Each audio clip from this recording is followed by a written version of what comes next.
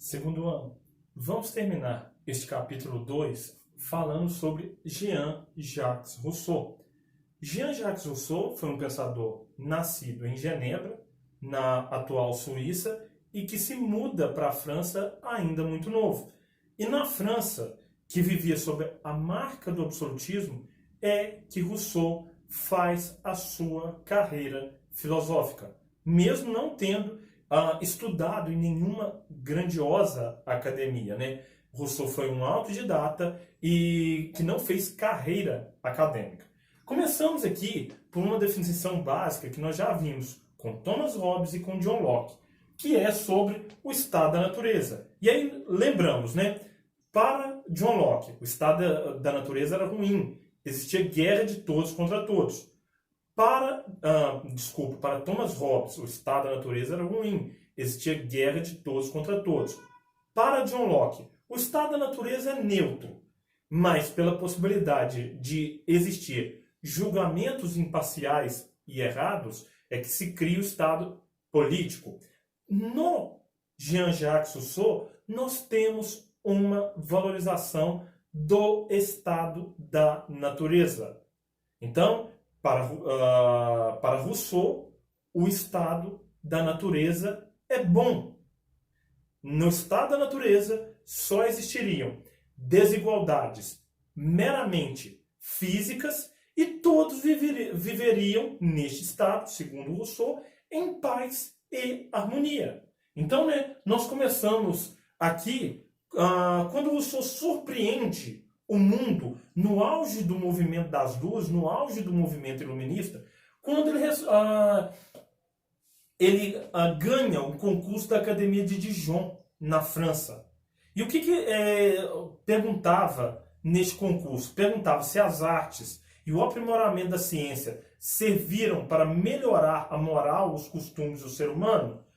Todos, a maioria dos escritores, no auge do movimento das luzes, no auge do iluminismo, responderam que sim. Rousseau falou que não. Falou que o conhecimento não trouxe algo significativo para o ser humano.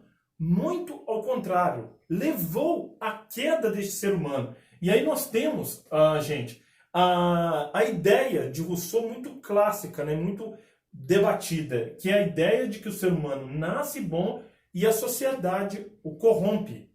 Então, Rousseau, na Academia de Dijon, responde que o conhecimento foi responsável pela queda do ser humano. Assim como lá no livro do Gênesis, o conhecimento, a árvore o fruto proibido deu ciência ao ser humano e o que levou à queda do paraíso, também na figura de linguagem que o Rousseau usa, esse conhecimento foi responsável por corrupção do ser humano. Pois, no estado da natureza, nós tínhamos a figura do bom selvagem. Que era o bom selvagem? Aquela pessoa ingênua, que não se preocupava com bens materiais, não se preocupava em tomar aquilo que era do outro.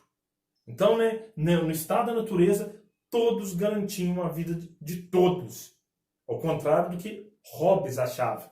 E aí nós temos a corrupção do estado da natureza. O que leva o estado da natureza, para Rousseau, a se corromper? A busca pela perfectibilidade.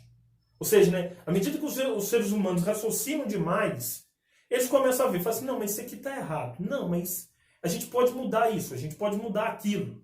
E aí, eles acabam corrompendo o estado da natureza. Alguns vão começar a tomar determinadas propriedades e falar que aquilo pertencia a eles. E nós teremos uma saída gradativa, aos poucos, deste estado. Ao contrário do que Hobbes achava, que os homens saindo do estado da natureza poderiam retornar, para Rousseau, uma vez que o homem saiu do estado da natureza, ele não retorna mais. E aí começa as revoltas, começa um determinado descontrole. Porque agora não existe uma lei natural que protege todos ali. E aí, gente, os mais poderosos, aqueles que vamos usar um termo moderno, cresceram os olhos com a ideia de propriedade privada, vão propor um contrato que garantiria paz, segurança e justiça. Então, essa é uma proposta dos mais poderosos. E os mais pobres vão aceitar, pois eles não têm nada a perder. Essa jogada dos mais poderosos é uma jogada sobre os mais pobres para garantir o poder dos próprios, dos mais poderosos. E aí, o Rousseau atenta, né, para a garantia desse Estado político proposto pelos mais poderosos, deve existir a noção de vontade geral. Preste atenção. Vontade da maioria. Quando a maioria decide se é bom ou ruim, não podemos debater. Foi a maioria que decidiu na vontade da maioria. Então, por exemplo, né, se quebrar aquele prédio antigo para construir um shopping for determinado pela vontade da maioria, não se debate. A maioria quis, se faça. Já a vontade de todos é a vontade, né, um pacto entre as pessoas para que tudo seja debatido. Então vamos para a definição que eu coloquei aqui no quadro. É fruto de um pacto, um acordo entre as pessoas que são iguais e responsáveis por si mesmas, continuando a ser livres após o contrato. Vamos dar um exemplo mais prático de vontade geral. Quando a prefeitura coloca uma placa de proibido estacionar e parar na frente de uma escola, ali, né, os observadores de trânsito veem que é melhor para o fluxo de pessoas e veículos colocar placas de proibido estacionar e parar na frente da escola. Qual é a proposta? A proposta é de que carros possam circular e pessoas também possam circular com uma melhor segurança. Então, esse é um exemplo de vontade geral. Quando alguém coloca ali, né, uma placa para que o deficiente possa usar o estacionamento ou o ambiente, é um exemplo de vontade geral. Então é a vontade que atende muito bem às pessoas. Ela vai atender a maioria? Não. A maioria da sociedade não é de paralíticos. Mas ela vai atender a coletividade bem. Ela vai atender o chamado deficiente físico e o chamado não deficiente físico. Então essa é a vontade geral, né? Todos continuam livres após o contrato, que observa as vontades individuais sem desrespeitá-las. Então, por exemplo, gente, a corrupção pode ser fruto de uma vontade da maioria. A maioria de um grupo que toma o poder pode agir assaltando cofres públicos e para o bem de si mesmo. É a vontade da maioria, mas não é a vontade de todos. Não é a vontade geral, não é a melhor vontade. E aí nós temos, né, na vontade geral, o Estado e suas leis garantem a liberdade. Então, ou seja, né, quando alguém não estaciona numa placa de proibido parar, ela está garantindo a sua liberdade e a liberdade do outro.